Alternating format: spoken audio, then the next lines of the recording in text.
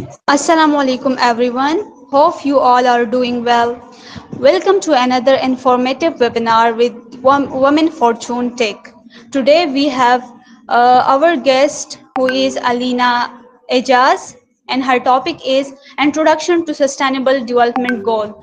Alina Ejaz, our today's instructor, is a dedicated IOICF counselor under UNICEF public health nutritionist from Dove University of Health Sciences and a passionate climate action activist.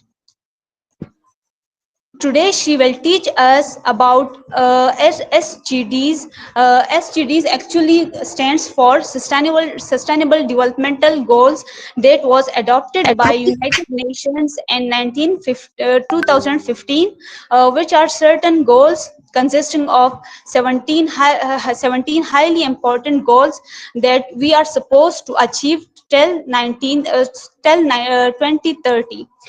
So we have our guest Alina Ejaz, whose expertise in women and child health makes this webinar a valuable experience for those interested in sustainability and community empowerment. Over to you, Alina Ejaz. Hello, Assalamu alaikum. Am I audible? Walaikum assalam. Yes, you are audible, ma'am. Okay, thank you so much for the introduction. Can you allow me to share my screen? Yes, please, you can share your screen. Okay, wait.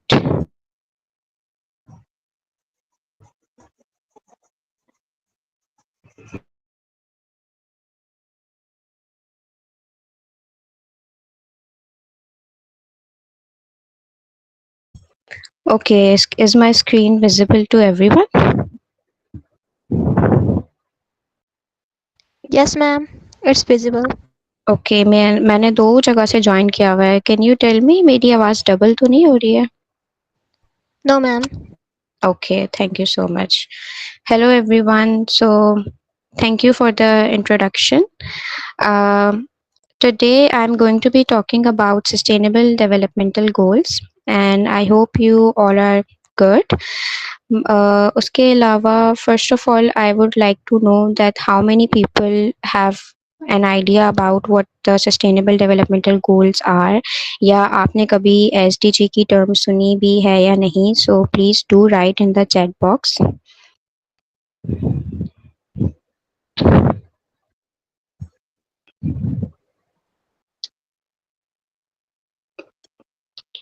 Okay, so I have recently completed my fellowship from Skillistan platform in the Sustainable Developmental Goals, and it was a very detailed fellowship on the Sustainable Developmental Goals. But today I will only be talking about the introduction of it. Like हम लोग इसको ऊपर से factual data पर बात करेंगे थोड़ी सी. Okay, so now what are the workshop objectives? It is the basic understanding that I will be talking about. Okay, understand करना what are the 17 goals, what are the names of it, और उनको relatable बनाना real life से, and how it is so important, मतलब why is it so important, and how all of us can play a role in it. This is what I want to talk about. Okay. So the first thing is understanding the power of the sustainable developmental goals. But इससे पहले हम थोड़ा सा history पे जाएंगे कि sustainable developmental goals जो इन्होंने बनाए उनकी क्या ज़रूरत थी और सस्टेनेबल का मतलब क्या होता है, इस वर्ड का क्या मतलब है, क्योंकि आजकल ये टर्म हम बहुत ज़्यादा सुनते हैं, सस्टेनेबिलिटी. इसका बेसिकली मकसद ये है कि अच्छा, also please guys let me no कि आप लोग उर्दू में कंफर्टेबल हैं या इंग्लिश में मैं बात करूं, क्योंकि both are fine with me. You can let me know in the chat box. Okay, so जो कोई भी मुझे मुश्किल चीज़ समझानी होगी फिर वो मैं उर्दू में बात कर लूँगी और वैसे इंग्लिश में कंटिन्यू करते हैं. So before the sustainable developmental goals we had the millennium developmental goals, जो कि हमारे पास 2000 एंड 2015 में थे, जो जब तो लाइक हम most of us were not even born at that time. I am sure. So वो यूनाइटेड नेशन में मिलेनियम समिट में बनाए गए थे उस टाइम पे, और उनमें सिर्फ 8 गोल्स होते थे। अभी हमारे पास टोटल 17 गोल्स हैं। सो हमारे पास उस वक्त जो 8 गोल्स थे वो पॉवर्टी पे थे, हेल्थ पे थे, लेकिन और उनका जो है ना सक्सेस फैक्टर भी बहुत इजी था, बहुत आराम से वो हो सकते थे पूरे। लेकिन हमारे पास फिर प्रॉब्लम ये आई कि 2015 के बाद ही, अगर आप लोगों को याद हो, दैट हमारा जो हीट वेव है स्पेशली इन पाकिस्तान, सबसे ज़्यादा हमने हीट वेव 2015 में फेस की थी। तो ये चीज़ें लोगों को रियलाइज़ होना शुरू हुई कि हमारे पास एनवायरनमेंट के ऊपर कोई भी गोल नहीं था, इनइक्वालिटी के ऊपर कोई गोल नहीं था। तो जिसकी वजह से उसके बाद फिर से ब्राज़ील में एक कॉन्फ्रेंस हुई 2012 में, बिकॉज़ जो 2000 में गोल्स बनाए गए थे उनका प्रोग्रेस बहुत कम था, जिसकी वजह से वो तमाम कंट्रीज़ फिर से सारी यूनाइटेड नेशंस की स्टेट्स बैठी, and then they again decided that we have to come up with something new, we have to come up with something sustainable. So मैं बात कर रही थी कि what is sustainability. So sustainability is not some is के हमारे जो goals हैं, हमारे जो अभी के actions हैं, उनके consequences हमारी future generation पे क्या होंगे। मतलब हम जो भी काम करें वो हम सिर्फ अभी का सोच के ना करें, हम आगे का भी सोचें, हम आगे आने वाले लोगों का भी सोचें। फॉर एग्जाम्पल, जब हमारे पास इंडस्ट्रियलाइजेशन आई थी 1960-1970 में, तब वो बहुत ही सबको बहुत अच्छा चेंज लगा था कि अच्छा अब हम ब्रेड बन रही है, कमर्शियल लेवल पे बन रही है, बहुत सारे यूनिट्स प्रोड्यूस होंगे। बट आहिस्ता आहिस्ता उस इंडस्ट्रियलाइजेशन का असर हमें अब नज़र आ रहा है। हमारे ओशंस बिल्कुल ख़राब हो चुके हैं इंडस्ट्रियलाइजेशन के वेस्ट से, और हम लोगों को हमारे फिर वही क्राइसिस हैं इकोनॉमिक स्टिल के, अमीर अमीर से अमीर हो रहा है, गरीब गरीब से गरीब हो रहा है। तो इट्स लाइक कि सस्टेनेबिलिटी नहीं आई हमारे यहाँ, और इंडस्ट्रियल डेवलपमेंटल के बाद तो ये चीज़ और बुरी हो गई। बट जो हमारी ये रियो डी जनेरियो में ब्राज़ील में जो कॉन्फ्रेंस हुई थी, इसमें इन्होंने 3 चीज़ों पर फोकस किया कि people, social equity, the planet, environmental protection and prosperity, के प्लैनेट पे भी काम हो और उसके अलावा हम लोग आगे भी बढ़ें और लोगों पे भी काम हो। Okay, so in 2015, 25th of September, the Sustainable Developmental Goals were formed at the United Nations headquarters, New York. And उनका एजेंडा ये था कि हम 2030 तक का टाइम दे रहे हैं खुद को। 2015 में उन्होंने ये बात सोची थी कि 15 साल बहुत होते हैं, बट अब हम लोग 2030 से सिर्फ 5 साल पीछे हैं। बट हम लोगों की परफॉर्मेंस जो है वो बिल्कुल भी करीब नहीं पहुंची है किसी भी गोल में। बहुत हमें इस वक्त बहुत ज़्यादा काम की ज़रूरत है स्टिल। सो व्हाट ये इन गोल्स का जो मेन मकसद है, वो 17 तो गोल्स उन्होंने मेन बना दिए, बट उन्होंने ना उनको ब्रेक डाउन किया टारगेट्स में, ताकि अचीव करना ईजी हो।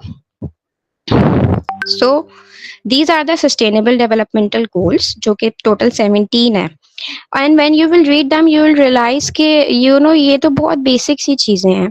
No poverty, zero hunger, good health and wellbeing, education, gender equality, clean water, affordable and clean energy, decent work and economic growth, industry, innovation and infrastructure, reduce inequalities, sustainable cities and communities, responsible consumption and production, climate action, life below water and life on land, peace, justice and strong institutions, and partnership for the goals. So these are the 17 developmental goals. अब ये पढ़ के लग रहा है कि ये बिल्कुल कितनी बेसिक चीज़ है, इसमें किसी को क्या ही वो हो सकता है, but these are the things that हमारे यहाँ पॉवर्टी भी है, हमारे यहाँ लोग भूखे भी मर रहे हैं, हमारे यहाँ गुड हेल्थ एंड वेलबींग नहीं है। क्या हमारे यहाँ पे हमें फाइनेंशियली हेल्प मिलती है जब हमें ट्रीटमेंट चाहिए होता है किसी बड़ी बीमारी का, कैंसर जैसी बीमारी का? क्या हमारी गवर्नमेंट हमें स्पॉन्सर करती है? बिल्कुल भी नहीं करती। क्वालिटी एजुकेशन हमें मिल रही है क्या? हर किसी को मिल रही है? नहीं मिल रही है। बाकी इन सब पे इसी तरह हम आगे आके बात करेंगे, but these are the global goals. So they are the global framework and they are the smart goals. Basically specific है कि इसमें ये करना है, मेजरेबल है कि कितना कितना फर्क आ सकता है, भाई 50% ये करना है, 10% ये करना है. अटेनेबल है कि हम कर सकें अटेन. अब ऐसी बात नहीं है कि हम इतना सस्टेनेबिलिटी की तरफ जाएंगे, हम डायनासोर्स को वापस लाने का एम कर लें तो उनकी फर्टिलाइजेशन करवाना शुरू हो जाए, कि अटेनेबल नहीं है, रियलिस्टिक होना चाहिए मतलब. और टाइम बाउंड होना बहुत ज़रूरी है, क्योंकि इन्होंने मतलब 2015 में 2030 तक का टाइम बाउंड रखा था, लेकिन जहाँ पे हमने लैग करा है वो अब इनको पता चलेगा. 2030 में जब फाइनल रिपोर्ट्स बनेगी तो ये चीज़ पता चलेगी कि हमारे यहाँ अकाउंटेबिलिटी ही नहीं थी. हमारे यहाँ प्रॉपर इस पे यूनाइटेड नेशन को टीम्स बनानी चाहिए थी, जो इन्होंने नहीं बनाई. तो इसके बारे में फिर हम आगे भी बात करेंगे कि जब फ्यूचर में सस्टेनेबल डेवलपमेंटल गोल्स पे अकाउंटेबिलिटी की बात आएगी ना, तो आपको बहुत सारी पाकिस्तान में इससे रिलेटेड जॉब अपॉर्चुनिटीज़ मिलेंगी, क्योंकि गवर्नमेंट अपना काम आपको पता है डेलीगेट करती है. तो ये सारा इसमें करियर आप लोग इसके बारे में, this is what I recommend everyone, कि इसके बारे में पढ़ें, इसके बारे में सीखें और आप अपनी अपनी फील्ड से इसको कनेक्ट करें, क्योंकि ये ग्लोबली इस चीज़ पे बहुत ज़्यादा इस वक्त काम हो रहा है. तो इसको बिल्कुल भी इग्नोर ना करें. आपकी कोई भी फील्ड हो, आप आगे एजुकेशन में जाने वाले, टीचर बनने वाले, एजुकेशन पे गोल है. फॉर एग्जांपल मैं जो हूँ, मैंने न्यूट्रिशन में बैचलर्स किया था, फिर मैं अपने फाइनल ईयर में आके पब्लिक हेल्थ में आ गई. तो गुड हेल्थ एंड वेलबींग है, ज़ीरो हंगर है. ज़ीरो हंगर हमारा डायरेक्टली रिलेट करता है मुझसे. मैं जिस एनजीओ के साथ काम करती हूँ अभी, यूनिसेफ उसको फंड करता है. अब आप देखें कि हमारी जो ग्लोबल इतनी बड़ी बड़ी एनजीओज हैं, यूनिसेफ जैसी, WHO जैसी, वो पैसा दे रही हैं हमें कि भाई भूख मिटाओ, काम करो. So this is a very good opportunity for everyone कि आप लोग अपने अपनी फील्ड में अपनी फील्ड को SDGs से कनेक्ट करें. और हमारा जो प्रोग्राम होता है, अगर मैं इसका आपको थोड़ा सा बैकग्राउंड दूँ, तो हमारे पास बच्चे आते हैं जो मेल नरिश्ड होते हैं, बिल्कुल बिल्कुल कमज़ोर होते हैं, और हम उन लोगों को खुराक प्रोवाइड करते हैं, बिल्कुल ही रेडीमेड खुराक होती है, वो उनको खानी होती है. फिर वो वापस आते हैं. 3 महीने का पूरा हमारा प्रोग्राम है. और इसके अलावा मतलब ये पूरे पूरे प्रोग्राम्स चल रहे हैं, एजुकेशन पे चल रहे हैं, हर चीज़ पे इस तरह प्रोग्राम्स चल रहे हैं. तो एंड दे पे यू गुड एज वेल. जब आप किसी चीज़ को ग्लोबली कनेक्ट कर जाते हैं तो फिर आपको एक्सपोजर बहुत अच्छा मिलता है और आपकी इसमें अर्निंग पोटेंशियल भी है. ओके, सो उसके बाद हमारे पास सवाल है कि why are these SDGs very important. So because ये हमारी एक कॉमन लैंग्वेज है. अगर हम इन चीज़ों के बारे में बात करें, हम इन चीज़ों के बारे में रोज़ बात करते हैं, गुर्बत, ये वो. तो ये हर किसी को एक मौका देती है कि वो रिप्रेजेंट कर सके खुद को. ओके, सो मैंने जैसे बताया कि हमारे पास 17 गोल्स हैं, बट उन 17 गोल्स में ना हर गोल का अपना अपना एक टारगेट बनाया हुआ है इन्होंने. 169 टोटल टारगेट्स हैं, मतलब किसी के ज़्यादा हैं, किसी के कम है.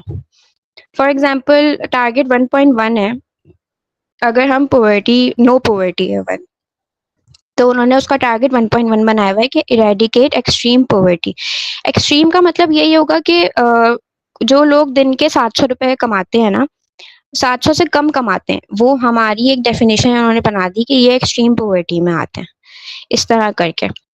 अब 1.2 है कि रिड्यूस पोवर्टी बाय एटलीस्ट 50%. अब पोवर्टी में सिर्फ ये नहीं आता कि आपके पैसे कितने हैं, ये भी है कि आपका लिविंग स्टैंडर्ड कैसा है, या आपके घर के हालात कैसे हैं, आपको कितना अच्छा खाना मिल रहा है खाने को. And then implement social protection system. For example हमारे यहाँ पे सबसे ज़्यादा जो लोग भीख मांग रहे होते हैं, या आप देखेंगे कि वो लोग माजूर होते हैं, क्योंकि हमारे मुल्क में इस पे कोई काम ही नहीं कर रहा कि हम जो स्पेशल नीड्स वाले लोग हैं, हम इनके लिए इदारे बनाएं. क्योंकि ज़ाहिर है वो एक बेचारे एक मार्जिनलाइज कम्युनिटी है, वो उनके पास हमारे जैसा पोटेंशियल नहीं है, उनके पास हमारी वाली अपॉर्चुनिटीज़ नहीं है. जब तक हम उनको प्रोटेक्ट ही नहीं करेंगे तो फिर तो हमारी आवाम रोडों पे ही सो रही होगी इस तरह की. So this is what the each target, her target की अपनी एक डेफिनेशन है. So you all can check it on the Sustainable Developmental website as well. सब चीज़ों की डिस्क्रिप्शन वहाँ पे है. इसी तरीके से टारगेट 4.7 है हमारे पास, education for sustainable development. Now this is what we are doing right now. मैं आप लोगों को सस्टेनेबल डेवलपमेंट के बारे में बता रही हूँ. तो इन्होंने ये भी एक टारगेट बनाया है कि लोगों को इस बारे में बताया जाए, because this is so important. Now target 6.1 is safe and affordable drinking water. इसके अब हमारे यहाँ इवन हमारे मुल्क में अभी भी कितने लोग हैं जो टैप वाटर पीते हैं, और वो लोग बल्कि उसको डिफेंड भी करते हैं कि this is all completely fine and all. लेकिन एक हमारे पास हेल्थ केयर में मोस्टली जब केसेस आते हैं, बच्चों को डायरिया हुआ होता है, तो जब आप उनसे पहली चीज़ पूछो तो वो यही पता चलता है कि वो लोग पानी भी बॉयल करके नहीं पिला रही बच्चों को. ये बहुत सारी प्रॉब्लम्स हैं. टारगेट 8.3 है promote policies to support job creation. अब पाकिस्तान में तो ये सब बिल्कुल भी नहीं हो रहा है, क्योंकि हमारे यहाँ पे उल्टा कोई किसी का बिजनेस अच्छा चल रहा होता है तो हमारी हुकूमत उनको टारगेट करके उनसे टैक्स लेती है, उनको सपोर्ट करने के बजाय. Universal access to information and communication technology. And then target 13 is the goal climate change. And इसका 13.3 टारगेट क्या है कि build knowledge and capacity to meet climate change. So हमारे we do not have any formal education about climate change. हम लोगों ने 16 साल की एजुकेशन करी. मैंने अपने लास्ट सेमेस्टर में आके जो है इसका एनवायरमेंटल स्टडीज़ का एक कोर्स पढ़ा, क्योंकि मैं पब्लिक हेल्थ में थी. बट उससे पहले इंटर में, उससे पहले कॉलेज में, स्कूल में कभी भी we never talked about environment. हालांकि environment is for everyone to protect. It does not mean कि आप फाइनेंस से हैं तो आप इसके बारे में नहीं सोचेंगे या आप बात नहीं करेंगे, बिकॉज इसका जो इफेक्ट आता है वो तो सबके ऊपर आ रहा है, तो हम इसको इग्नोर कैसे कर सकते हैं. तो हमारी जो बिल्ड नॉलेज एंड कैपेसिटी की बात हो रही है, हमारे स्कूल के करिकुलम में ये चीज़ ऐड होनी चाहिए. बच्चों को बताना चाहिए कि उनके कौन से ऐसे एक्शंस हैं जिससे क्लाइमेट चेंज पे फ़र्क आएगा, क्या नहीं आएगा. बट हम unfortunately we nobody is talking about it. Education sector में climate change is not a priority at all. Okay, so 169 targets to illustrate what the goal means. अब एक गोल बना दिया है, उसके फिर उसको फर्दर टारगेट्स में डिवाइड किया है, एंड देन टारगेट इस तरह करके पूरे डिफाइंड हुए हुए हैं. 2020 तक आपने इंश्योर ये करना है कि सबके पास सस्टेनेबल डेवलपमेंट की नॉलेज हो, इस तरह ह्यूमन राइट्स के बारे में, जेंडर इक्वालिटी के बारे में, and etcetera etcetera. But still sustainable developmental goals भी स्टिल हमारे करिकुलम का पार्ट नहीं है. OA लेवल्स ने इनको अभी फिर भी ऐड कर दिया है, बट ये इंटरमीडिएट वाले अभी तक नहीं कर पाए. Okay, so there are 5 pillars of the sustainable developmental goals. So it's universality. Now what does this mean is कि जब पहले मिलेनियम डेवलपमेंटल गोल्स बने थे तो उसमें वो लोग टारगेट कर रहे थे सिर्फ डेवलपिंग नेशंस को. डेवलपिंग नेशंस कौन सी हैं? हम जैसे पाकिस्तान हो गई, इंडिया हो गया, बांग्लादेश हो गया. लेकिन और डेवलप्ड नेशंस हैं UK, USA वगैरह. उस वक्त वो लोग टारगेट कर रहे थे सिर्फ हम लोगों को. लेकिन बाद में जब उनको रियलाइज हुआ ना कि पाकिस्तान जैसी कंट्री तो क्लाइमेट चेंज पे हम लोग तो करते ही नहीं है, हमारी वजह से थोड़ी हो रहा है, ये तो उन बड़ी कंट्रीज की वजह से हो रहा है जो इतनी ज़्यादा इंडस्ट्रियलाइजेशन पे काम कर रही हैं. तो सस्टेनेबल डेवलपमेंटल गोल्स में सारी कंट्रीज पे फोकस है. इट इंक्लूड्स एवरीवन, सारी कंट्रीज पे, भले ही वो अमीर हो, भले ही वो गरीब हो. उसके बाद अगर हम देखें तो लीविंग नो वन बिहाइंड, तो इसका मतलब ये है कि हम लोग ने किसी को भी नहीं छोड़ना है पीछे. ये नहीं है कि हम खुद आगे बढ़ रहे हैं. जैसे for example even in a class ऐसा होता है कि 4 स्टूडेंट्स बहुत ब्राइट हैं, बाकी क्लास पीछे रह जाती है. तो सस्टेनेबल डेवलपमेंटल गोल्स में हर कंट्री को बिल्कुल इक्वल फोकस मिलना है, किसी को भी नहीं पीछे छोड़ना है. उसके बाद है इंटीग्रेटेडनेस.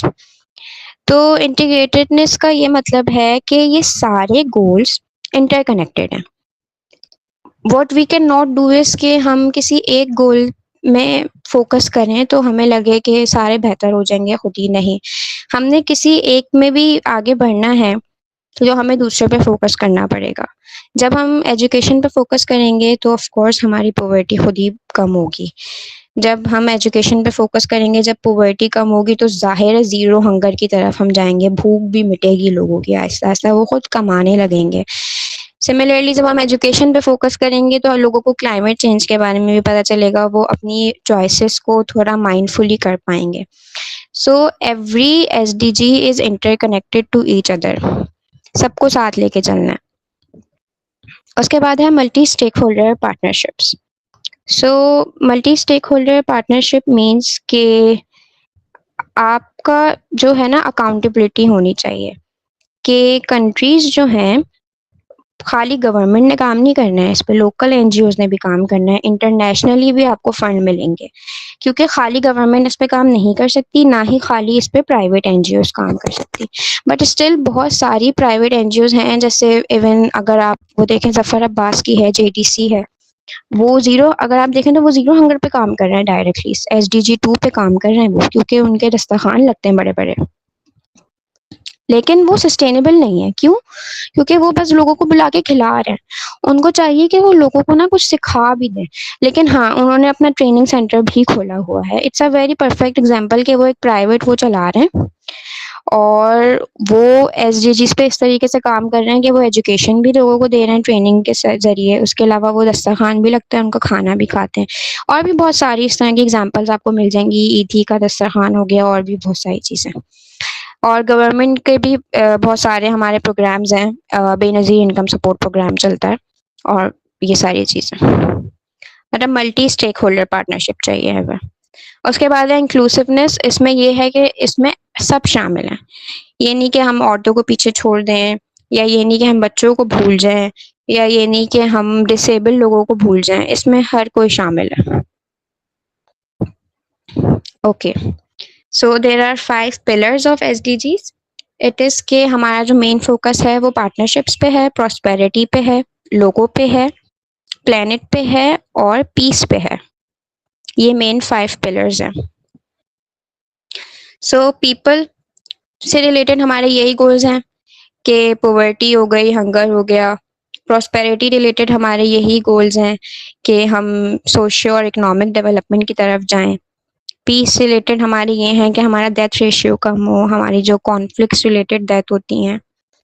पार्टनरशिप्स हों गवर्नमेंट की और बाकी सारी लोकल NGOs की, प्राइवेट NGOs की, और प्लेनेट की प्रोटेक्शन हो, जैसे हमारा 1 बिलियन ट्रीज वाला प्रोजेक्ट चल रहा था अभी पाकिस्तान में।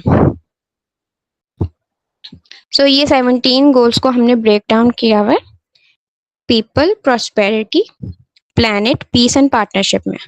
17 वाला गोल पार्टनरशिप्स के लिए है, पीस के लिए 16 वाला है, प्लेनेट के लिए, इन्वायरमेंट के लिए 4 गोल्स हमारे पास आते हैं, clean water, responsible consumption and production, climate action, life below water and life on land. Prosperity के लिए 5 गोल्स आते हैं, और पीपल, लोगों से डायरेक्टली लिंक भी 5 गोल हैं, poverty, hunger, education, gender equality, good health and wellbeing. Okay, so ये वेबसाइट है, वेबसाइट का स्क्रीनशॉट है कि आप लोग किसी भी कंट्री का प्रोग्रेस देख सकते हैं। सो यहाँ पे ये तो स्क्रीनशॉट लगाया हुआ है मैंने। अब आप ये देखें, फिनलैंड नंबर 1 पे है, and Finland is also called the one of the happiest country in the world. अभी रिसेंटली फिनलैंड में बहुत ज़्यादा इतने लोग मूव कर गए वहाँ पे, इतने लोग मूव कर गए कि फिनलैंड में अभी अनएम्प्लॉयमेंट करेंटली आ गई है। बट अगर आप ये देखें, but you will notice a pattern इसके, ये सारी यूरोपियन कंट्रीज हैं, 1 2 3 4 5, इट्स अलॉट के ये लोग इतने ज़्यादा टॉप लेवल पे बैठे हुए हैं।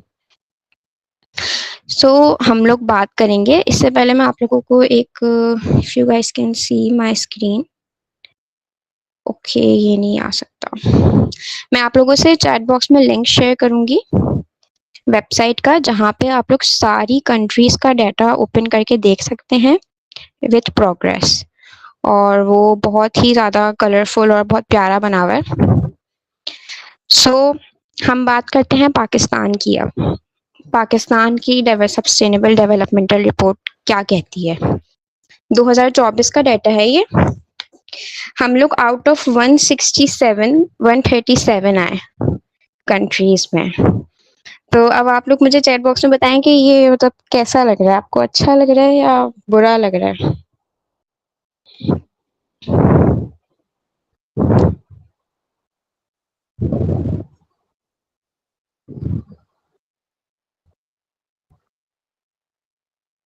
Yes, exactly. और जो ये कंट्री स्कोर है इसका मतलब है 57%। हम करीब करीब करीब हैं, बस 57%। और अगर आप यहाँ पे ये जो ग्राफ बना हुआ है गोल वाला, अगर आप इसको देखें तो इसमें आपको अंदाजा होगा कि हमारी हर गोल से रिलेटेड, वो जो ब्लू कलर का वो फुलफिल हुआ है, हमारी हर गोल से रिलेटेड हम कितने परसेंट आगे पहुंचे हैं, कितना हम उस पर काम कर रहे हैं। तो SDG 13 सबसे ज़्यादा है, विच इज़ गुड। हमारा सबसे ज़्यादा इस पर क्लाइमेट चेंज पे ही काम हो रहा है। लेकिन आप ये देखें, हमारा SDG 4 हमारा क्वालिटी एजुकेशन पे कुछ भी नहीं हो रहा है। अच्छा, अनफॉर्चुनेटली 137 हमारा 2024 में था। एंड इसकी जो रैंकिंग है ना वो डेली अपडेट होती है। This is something very good. इसकी रैंकिंग वगैरह डेली वेबसाइट पे अपडेट होती है, हर कंट्री की परफॉर्मेंस। तो पाकिस्तान 2025 में 140 पे चला गया है, और नीचे चले गए हम। And I have also shared some other countries here, क्योंकि पाकिस्तान जहाँ पे होता है वहाँ इंडिया भी होता है, and other countries as well. But India was 112 previously and now it's 109 on the total goals, उनकी जो परफॉर्मेंस चल रही है। सो आप ये देखिए कि कितना फ़र्क है, 140 एंड 109, कितना ज़्यादा फ़र्क है। अब आप ये देखिए हमारे नेबर चाइना, जो हमारे बहुत अच्छे फ्रेंड हैं, हम लोग उनसे ही टिप्स ले लें कि वो ऐसा क्या कर रहे हैं कि वो 49 पे बैठे हुए पूरी दुनिया की रैंकिंग में। Bangladesh. Now, this is something very surprising because Bangladesh was a part of Pakistan, and Bangladesh हमारे से थोड़े टाइम बाद अलग हो गया। बट लोग के वो हम लोगों से कितना आगे निकल गए हैं। वो they are doing so much better, 107 and 140। ये बहुत ही मतलब पाकिस्तान की परफॉर्मेंस पे ये एक बहुत बड़ा क्वेश्चन मार्क है। And what do you think is one of the reason कि पाकिस्तान की ये परफॉर्मेंस है, इतनी गंदी परफॉर्मेंस है comparing with their neighbouring countries? आपको क्या लगता है? मुझे please do write in the chat box. मैं ज़रा चैट भी चेक कर लेती हूँ। Unfortunate, yes, very lack of knowledge, yes. हमारे यहाँ वैसे भी मैंने खुद पब्लिक हेल्थ में आने के बाद सस्टेनेबल डेवलपमेंटल गोल्स के बारे में सुना। I don't think a lot of people know about it. I think 90% of the Pakistani population don't know about it. एक और इसकी सबसे बड़ी वजह ये है कि गोल्स तो चलो पता हो ना हो, हमारी जो ओवरऑल परफॉर्मेंस है उसका डिक्लाइन की सबसे बड़ी वजह है हमारे मुल्क में जो पॉलिटिकल इंस्टेबिलिटी है। We do not have proper leadership in our country. जब हमारे यहाँ प्रॉपर लीडरशिप ही नहीं होगी तो हमारे इनिशिएटिव्स ही नहीं आगे बढ़ सकते, हम प्रोग्रेस ही नहीं कर सकते। हमारे यहाँ बस वो लोग एक दूसरे से रेस में लगे हुए हैं, मैंने ये इनिशिएटिव लिया, मैंने वो इनिशिएटिव लिया, बट वो लोग ले लेके सब बीच में छोड़ देते हैं। कोई भी मॉनिटरिंग एंड इवेल्युएशन नहीं हो पाती अनफॉर्चुनेटली हमारी कंट्री में। This is one of the reason exactly. Indonesia, ये सारी अब आप देखें एशियन कंट्रीज हैं हमारी, and they are doing so much better than us. इन सब का आप लोग इंडिविजुअल जाकर जो है कंट्री का एक एक गोल की भी आप लोग परफॉर्मेंस देख सकते हैं। Malaysia is doing better, 79 is very good. Nepal 95। अगर आप कंपेयर करें देन पाकिस्तान तो बहुत ही पीछे है। Sri Lanka, now let's look at this. Sri Lanka was 83 and then अभी वो आगे आ गया 93 and Sri Lanka almost went bankrupt। अगर आप लोगों को याद हो तो श्रीलंका के बारे में न्यूज़ आई थी, पूरी दुनिया में छपा था कि श्रीलंका बैंकरप्ट हो गया है, and still they are doing so much better than अस।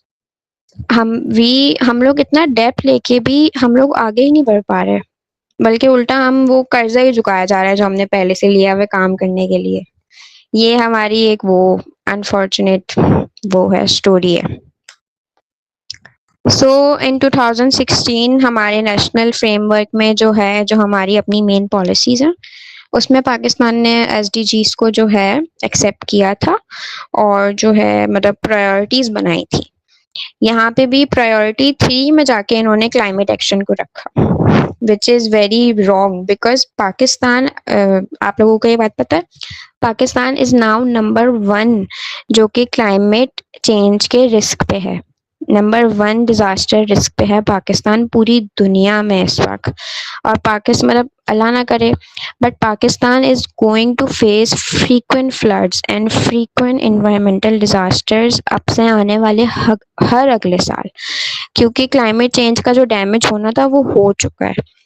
और फिर भी हमारे जो कंट्री है, इन्होंने जो है प्रायोरिटी नंबर 3 पे रखा है हमारे उसको क्लाइमेट एक्शन को। Okay, so if we talk about the SDGs now, I hope के यू गाइज आप लोगों को समझ आ रहा होगा एंड कोई प्रॉब्लम नहीं हो रही होगी समझने में। Please do let me know, कोई भी माइक ऑन करके कुछ भी बोलना चाहे, any comments etcetera. So no poverty, poverty को जो है पहला हमारा यही है सबसे इम्पोर्टेंट कि हर उसमें ख़त्म किया जाए, किसी भी उसमें एग्जिस्ट करती है फॉर्म में एग्जिस्ट करती है उसको ख़त्म किया जाए। ओके, तो ये प्रोपोर्शन ऑफ, अब इसके बाद ना हमारे पास ग्राफ्स हैं काफ़ी सारे, जो कुछ कुछ के मैंने डाले, कुछ कुछ के मैंने खुद ही हटा दी क्योंकि वो बहुत मुश्किल थे अंडरस्टैंड करना। But you can see here that there was a world population living below $2.5 per day, 2.15 per day। 2015 to 2019 का ये डाटा है और इन्होंने 2030 तक की एक प्रोजेक्शन लगाई थी कि इतने परसेंट लोग जो हैं वो $2, आई डोंट नो कितना होता है, I think it's somewhere around ₹600 या फिर 500 समथिंग। तो उसके हिसाब से what you can C is के अराउंड 11%, फिर ये लोग नीचे आ गए थे, 8.5 पे आ गए थे 2019 में। And then you can see that covid आ गया 2020 में, फिर 9.3 around proportion of the population जो थी वो बिल्कुल ही क्राइसिस में चली गई। So covid had a lot of impact as well on the sustainable developmental goals. Okay, so we have zero hunger and this is one of the my favorite SDG. So इसमें food security भी है, improve nutrition है and promote sustainable agriculture है।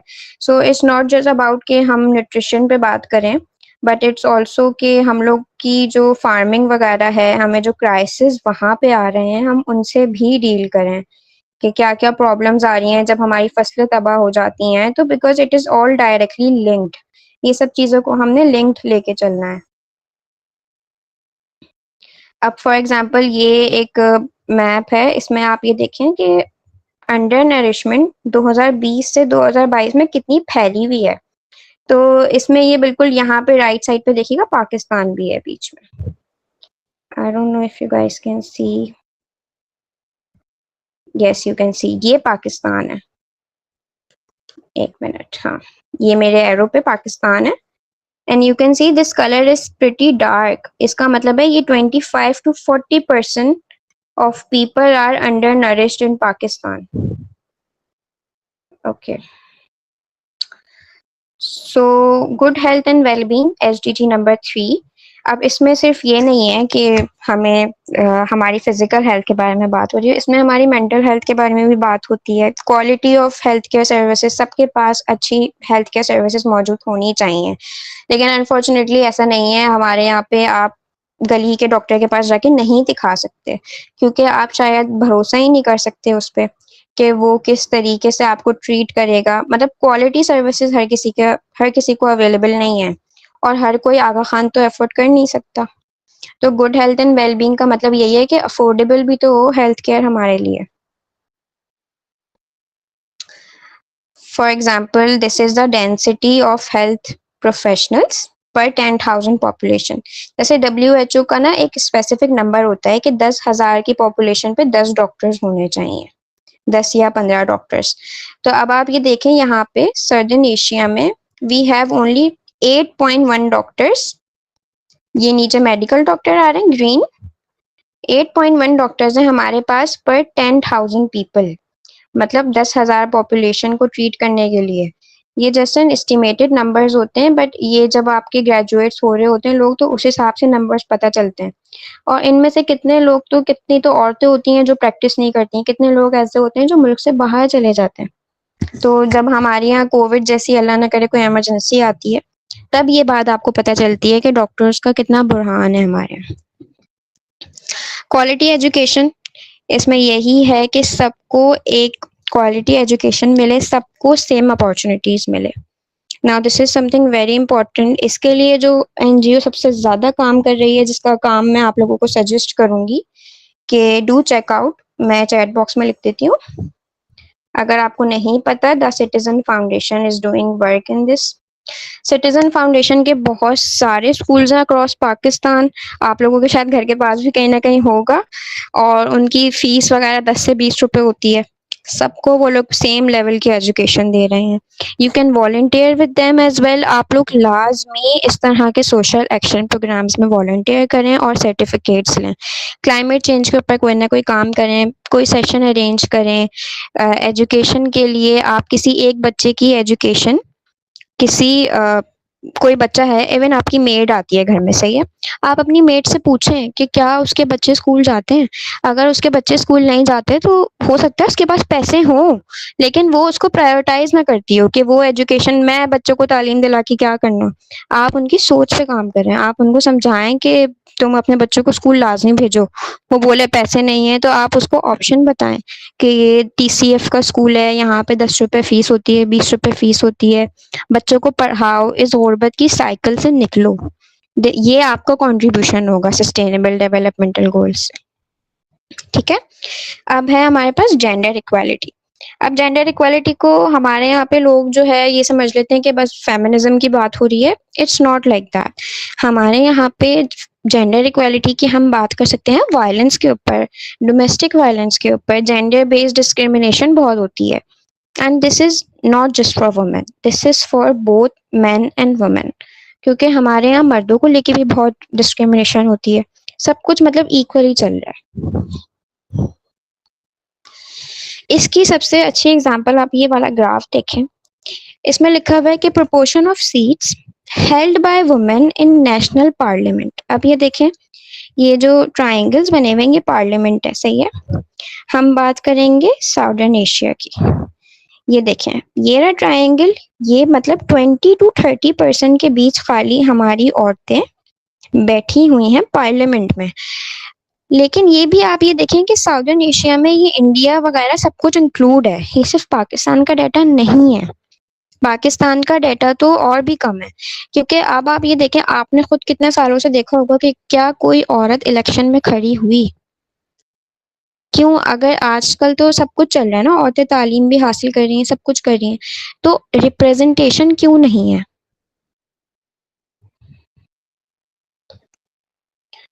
आजकल study से गुर्बत के कोई लेना देना नहीं है। बहुत से लोग, मुझे आपका ये लास्ट वाली लाइन समझ नहीं आई। देखें, स्टडी और गुर्बत का लेना देना नहीं है, क्योंकि हमारे सोशल सिस्टम स्ट्रांग नहीं है ना। हमारी गवर्नमेंट को इतना ज़्यादा काम करना चाहिए कि हमारा एक डिग्री होल्डर अच्छा कमाए। तो अगेन ये कम्प्लीटली सिस्टम का फॉल्ट है। लेकिन आपकी तालीम सिर्फ इसलिए नहीं होती है कि आप कोई बहुत अमीर बन के बैठ जाए। तालीम आपको शऊर देती है, तालीम आपको सफाई सुथराई का सेंस देती है, तालीम आपको बहुत सारी चीज़ें देती है। मैं जिन कम्युनिटीज़ में काम करती हूँ वहाँ पे लोगों को तालीम नहीं है, तो वो लोग नहीं ख्याल रखते, अपने बच्चों की सफाई का भी ख्याल नहीं रखते, तो उनके बच्चे बार बार बीमार होते हैं। तो तालीम is not just your ticket to money. इस बात का ख़ास ख्याल रखें कि तालीम, लेकिन एक इंसान जब पढ़ लिख लेता है ना तो कम से कम वो भूखा नहीं मरता। This is my opinion. एक इंसान जब पढ़ लिख लेता है वो भूखा नहीं मरेगा, भले ही वो लग्जरी लाइफ ना गुजारे, लेकिन वो भूखा नहीं मरेगा।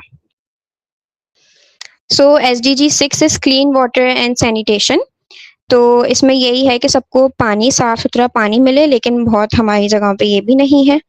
और यहाँ पे ये ग्राफ भी है कि कितने लोग थे 2015 से 2022 में, बिलियंस में ये तादाद है जिनको साफ पानी नहीं मिला, ना ही सैनिटेशन मिली है, ना ही हाइजीन मिली है। अब आप ये देखें, ये कोई छोटे स्टेट्स नहीं है, ये 2.3 बिलियन लोग हैं ये 2015 में, 2022 में आके 2.2 बिलियन हो गए। ये देखें, सैनिटेशन मतलब साफ सुथरा माहौल नहीं मिला। This is about even up to this is happening in Karachi as well. अगर आप देखें हाईवे के पास जाके, सो हमारे पास माइग्रेशन बहुत हुई है इस वक्त जामशोरो, लाड़काना जैसे इलाकों से जहाँ पे फ्लड आया हुआ था। So the people have migrated here और उनके पास प्रॉपर घर ही नहीं है, वो लोग झोपड़ियों में रह रहे हैं। So can you tell me if they have a facility to have a washroom? They do not have washrooms. वो लोग बिल्कुल जैसे इंडिया में होता था वैसे अब यहाँ होने लगा है कराची जैसे शहर में। तो आप ये देखें कि हम लोग कितना पीछे जा रहे हैं।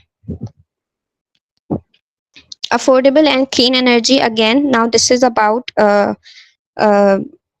बिजली, गैस जो हमारे में नहीं मिल रही है। Okay, SDG 8 is about decent work and economic growth, productive employment हो, इकोनॉमिक ग्रोथ हो, सबके पास अच्छी अपॉर्चुनिटीज हो काम करने की। This is what the sustainable development goals are working for.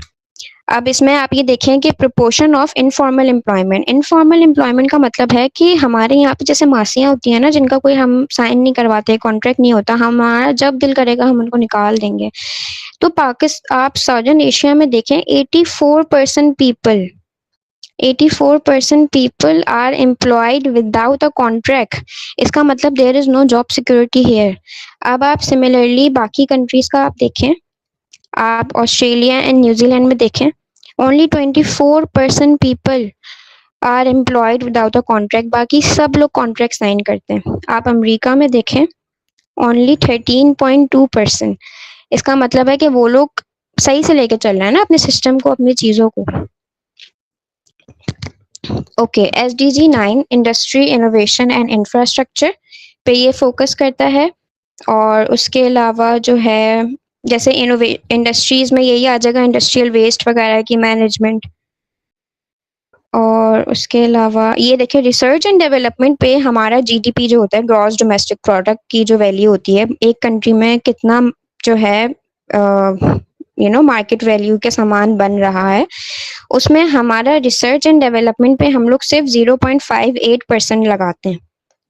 हालांकि it's a very big department, लेकिन हमारे उस पे हम अपनी GDP से सिर्फ इतने % दे रहे हैं पैसे। सो जैसे हम लोग हेल्थ पे सिर्फ 3% दे रहे हैं, जो कि बहुत कम है। अब सिमिलरली रिड्यूस इनइक्वालिटीज, SDG 10, इसके बाद हमारे पास बस 7 और बचेंगे। सो इसमें यही है कि इनकम अपॉर्चुनिटीज वगैरह में इनइक्वालिटी ना हो। अब ये कौन सी इनइक्वालिटीज की बात हो रही है कि हमारी जेंडर बेस्ड, एज की बेसिस पे ना हो, रिलीजन की बेसिस पे ना हो, पॉलिटिकल व्यूज की बेसिस पे ना हो। अब करंटली ये चीज़ तो हम पाकिस्तान में ही देखते हैं कि कितने ज़्यादा हम लोग पॉलिटिकल व्यूज को लेकर ही इतने जज्बाती हो जाते हैं कि इस चीज़ को लेकर कितनी वायलेंस है हमारी अपनी कंट्री में ही। और इथनिसिटी, कलर को लेके, काला गोरा, ये सब तो हम मतलब बचपन से देख के ही बड़े हो रहे हैं। ये डार्क लाइन किस लिए है? फॉर वुमेन, और लाइट लाइन है मैन के लिए। तो ये पूरा सर्कल वगैरह ये वैल्यूज बता रहा है, 3%, इस तरह करके डिस्क्रिमिनेशन हो रही है, फर्क जो किया जा रहा है लोगों में। Sustainable cities and communities, now SDG 11 is about के फॉर एग्जांपल हमारी शहरों में पार्क होने चाहिए जहाँ पे हम वॉक कर सकें, हमारी ताकि हमारी फिजिकल हेल्थ बेटर हो। हमारे शहर इस तरह के होने चाहिए कि इवन अगर आप कराची की एग्जांपल लें, we do not have a lot of trees. हमारे तो ग्रीनरी का नामो निशान ही मिट गया है। मैं रिसेंटली इस्लामाबाद गई थी, पहली बार ही गई थी, और मैं इस्लामाबाद देख के बहुत शॉक्ड हुई। मतलब मुझे लग ही नहीं रहा था कि मैं पाकिस्तान में हूँ। मतलब this is a very big statement, but Islamabad is so much different than Karachi. Karachi तो एक बिल्कुल आप बोलेंगे डेजर्ट लगने लगा है इस्लामाबाद के आगे। तो हमारी सस्टेनेबल सिटीज़ एंड कम्युनिटीज़ नहीं है जहाँ पे हमारी मेंटल हेल्थ बेटर हो सके, हमारे पास अच्छी एक्टिविटीज़ नहीं है कि हम बाहर जाके कर सकें। और इसका एक और मतलब ये भी है, कि जापान वगैरह में कितने ज़लज़ले आते हैं, लेकिन उनको डैमेज नहीं होता क्योंकि उन्होंने अपना इंफ्रास्ट्रक्चर ही ऐसा बनाया हुआ है कि उनकी बिल्डिंग्स अर्थक्वेक प्रूफ हैं। अब पाकिस्तान में तो हम लोग उल्टा दरिया के किनारे घर बना के बैठे हुए हैं। सबको पता है कि सवात में इस वक़्त क्या हुआ है। सब लोग मतलब वहाँ दरिया के किनारे घर बना के बैठे हुए हैं, कोई पूछने वाला ही नहीं है। So this is the proportion कि कितने लोग इस वक़्त स्लम्स में रह रहे हैं। स्लम्स का मतलब होता है कि बिल्कुल ही जिसे बोलते हैं ना, क्या बोलते हैं उसको, वो झोपड़ी टाइप जो घर होते हैं जिनकी कच्चे वो होते हैं, बारिश में बिल्कुल डूब जाते हैं, बिल्कुल डूब जाते हैं। So total slum population in millions अगर आप देखें, सो ये कितनी ज़्यादा जा रही है। Okay, SDG 12 is responsible consumption and production.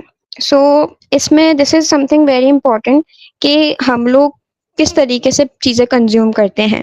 हमारा प्लास्टिक का यूज़ कितना है, हमारा वेस्ट कितना है, हम लोग शादियों पे जाते हैं, हम लोग कितना खाना ज़ाया करते हैं, ये सब इस चीज़ में इंक्लूडेड है कि कितना खाना हम ज़ाया करते हैं या हमारा प्लास्टिक का इस्तेमाल कितना है। एंड हम लोग जो है रीयूजेबल चीज़ें नहीं क्या हम लोग यूज़ कर सकते हैं। इवन हमारे यहाँ जो अभी बड़े बड़े शॉपिंग मॉल्स हैं, शॉपिंग आउटलेट्स हैं, आइडियाज़ वगैरह हो गए, आप लोगों ने देखा होगा ये लोग अपने बैग्स देने लगे थे। तो उनका मकसद ही यही था कि वो रीयूजेबल बैग्स होंगे, बड़े वाले जो थे जिसमें बहुत अच्छे कपड़े के आ रहे थे। वो हमारी आवाम ने उसको बायकॉट कर दिया कि हम इसके 200 रुपये नहीं देंगे। उन्होंने उसके पीछे की इंटेंट ही नहीं देखी कि वो एनवायरमेंटल फ्रेंडली बनना चाह रहे हैं। पेपर स्ट्रॉ वगैरह की वो हुई, इनोवेशंस हैं, बहुत सारी चीज़ें हैं, लेकिन हम लोग उसको अडॉप्ट नहीं करते।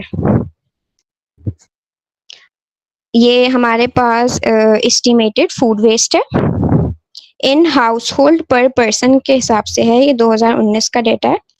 सो साउथ एशिया का डेटा आप ये देख लें, टोटल फूड वेस्ट 97%। मतलब दिस इज स्टिल अलॉट, लेकिन हमसे जो बड़ी बड़ी कंट्रीज हैं वो उनका हमसे भी ज़्यादा है फूड वेस्ट। अब इसके ऊपर कोई प्रॉपर प्रोग्राम हो तो हम लोग कितने भूखे लोगों का पेट भर सकते हैं सिर्फ इस चीज़ से।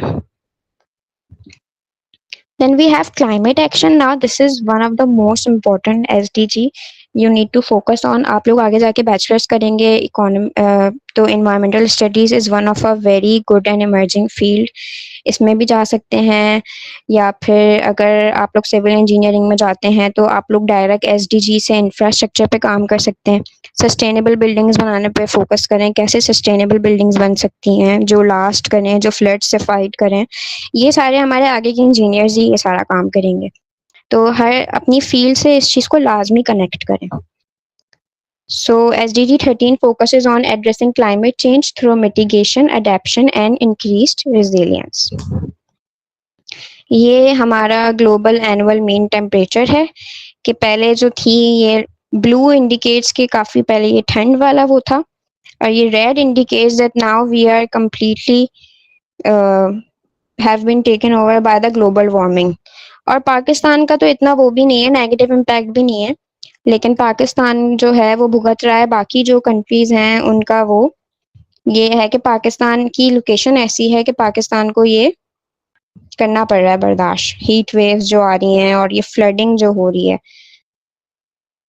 Okay, so this is life blow water. Now this is very important, but हमारे यहाँ इस बारे में बिल्कुल बात नहीं होती दैट हमारा जो इंडस्ट्रियल वेस्ट है वो जो पानियों में डंप हो रहा है, उसकी वजह से हमारी जो ओशन लाइफ है वो बिल्कुल तबाह हो गई है। इवन अब जो हमारी फिशेज हैं उनमें मर्करी का लेवल इतना हाई हो गया है कि थोड़े टाइम बाद आप लोग मछली नहीं खा पाएंगे, क्योंकि वो मर्करी का लेवल इतना ज़्यादा हो जाएगा, आपके ब्लड के लिए वो हार्मफुल हो जाएगा। और जो प्लास्टिक है वो जाके स्टक हो जाता है। प्लास्टिक को हजारों साल लगते हैं, प्लास्टिक कभी भी डिकम्पोज नहीं होता, और वो सारा इवेंचुअली हमारा ओशन में जा रहा है। This is very sad.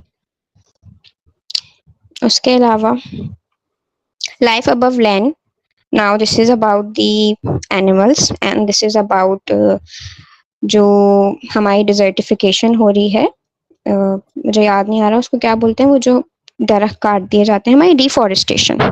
There is a lot of deforestation. ये तो आप सबको पता ही है कि किस तरीके से हमारे यहाँ डिफॉरेस्टेशन हो रही है, सिर्फ और सिर्फ रेजिडेंशियल वो बनाने के लिए, प्रोजेक्ट्स बनाने के लिए।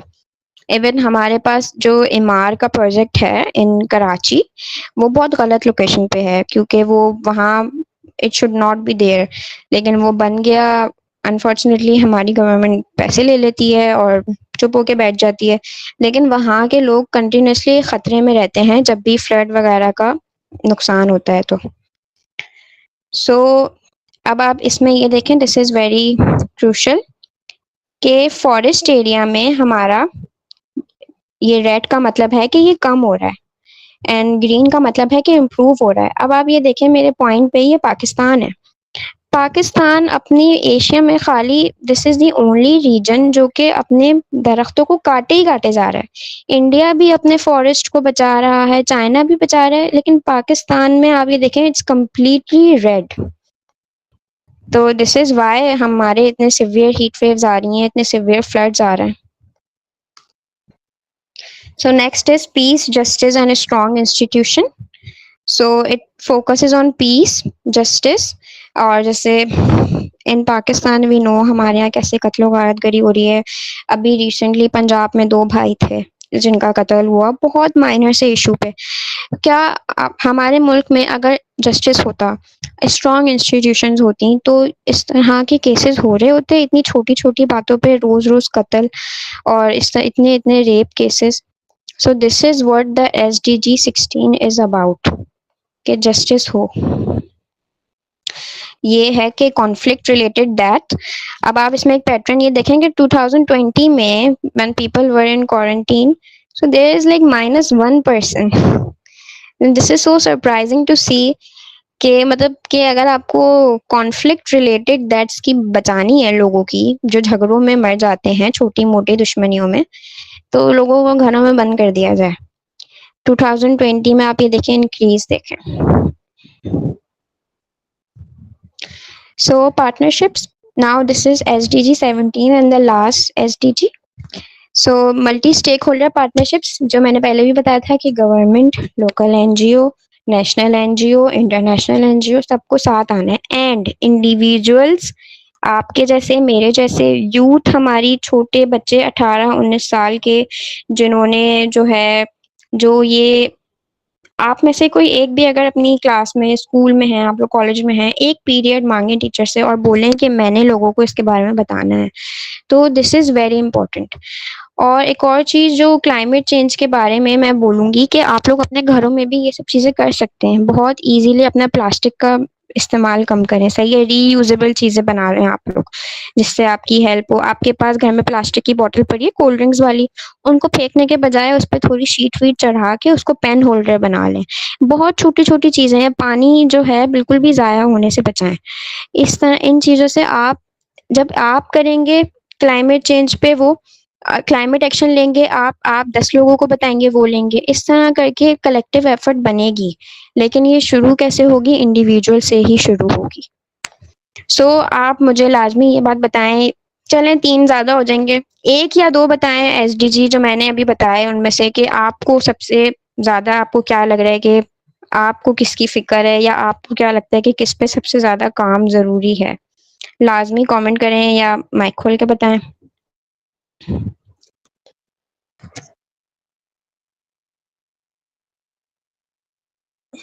Education, yes, education is very important, one of the most important. Education वाला डायरेक्टली इम्पैक्ट करता है सबको। Institutions, yes, SDG 16। उसके अलावा, do you all think 16 and 3 is global health and well-being? Yes, and 16, nice. Gender equality also very important. उसके अलावा do you guys think कि कोई 18वां जो है होना चाहिए? अगर होना चाहिए तो कौन सा होना चाहिए? कमेंट करें, आपको क्या लगता है, कोई ऐसी चीज़ है जो मिसिंग है?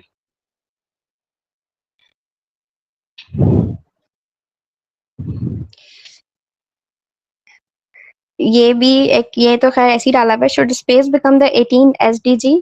Space for all, but we can not go to space. अगर हम सब स्पेस पे जाना शुरू हो गए तो क्लाइमेट चेंज और तेजी से आ जाएगा हमारे पास।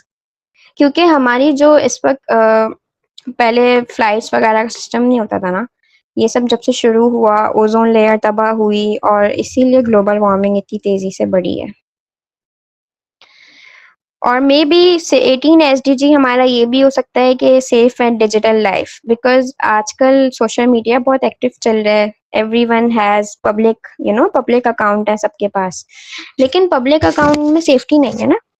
आजकल कोई भी आपको कुछ भी मैसेज कर सकता है, हरेसमेंट कर सकता है, परेशान कर सकता है, थ्रेट्स दे सकता है। This is a very important thing as well. ये अभी मतलब सोचा है, सो डिजिटल लाइफ की सेफ्टी होनी चाहिए। So can you think of a country specific, आपको क्या लगता है पाकिस्तान में और कौन सा एसडीजी होना चाहिए?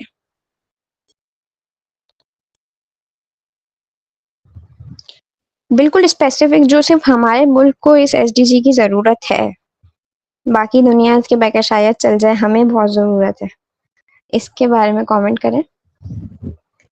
जस्टिस, यस, अलग से होना चाहिए।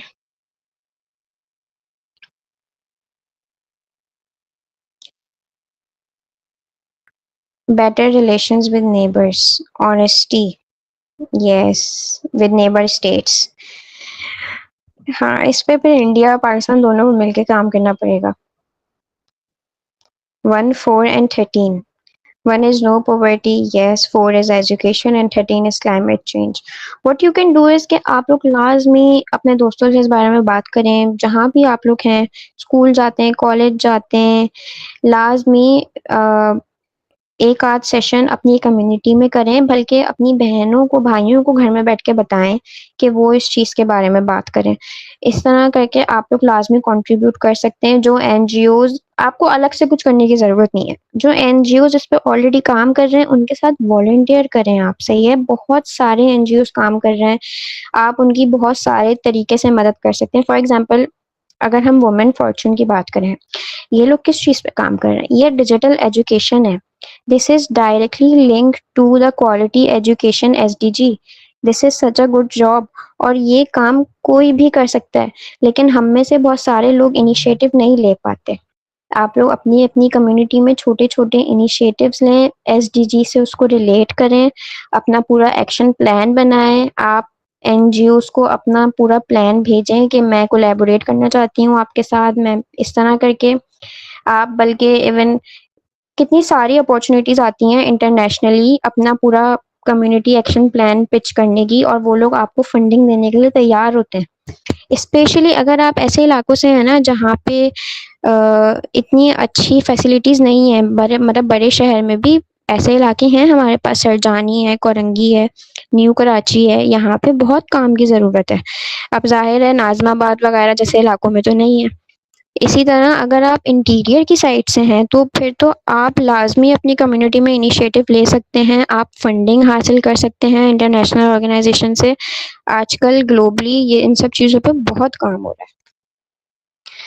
सो this is the goal that I think should be there for Pakistan, and it's corruption, no corruption. This is very important, क्योंकि हमारा आधे से ज़्यादा जो डेवलपमेंटल का काम है वो रुका हुआ ही इसी वजह से है। So guys, thank you so much for having me. I hope आप सबको सेशन अच्छा लगा हो, समझ आया हो अच्छे से। ये मेरी फर्स्ट एवर वर्कशॉप थी। आज से पहले फॉर्मली मैंने कभी इस तरह का कोई काम नहीं किया। एंड आप लोग लाजमी अपनी ईमेल्स लिख दें चैट बॉक्स में, मैं आप सबको सर्टिफिकेट बना के ईमेल कर दूंगी अपनी तरफ से भी कि आप लोगों ने मेरे साथ सस्टेनेबल डेवलपमेंटल गोल की वर्कशॉप अटेंड करी है।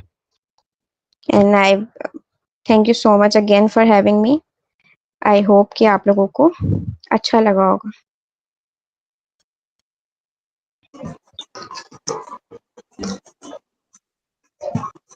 Thank you so much, Ma'am Alina, for for sharing such valuable insights on the Sustainable Development Goals. Your talk has truly highlighted why these goals are so much important for building a better future. We also thank our participants for joining us today and contributing to this meaningful discussion. The way they attended it was a very thought-provoking and interactive sessions. The way our participants engaged in this, I truly appreciate that. So it was all about today's session. It tells us about that how we can take small but very impactful steps towards achieving the sustainable developmental goals in our communities. So with that, I hope you all will also join us for tomorrow's session. Till that, take care of yourselves and Allah Hafiz.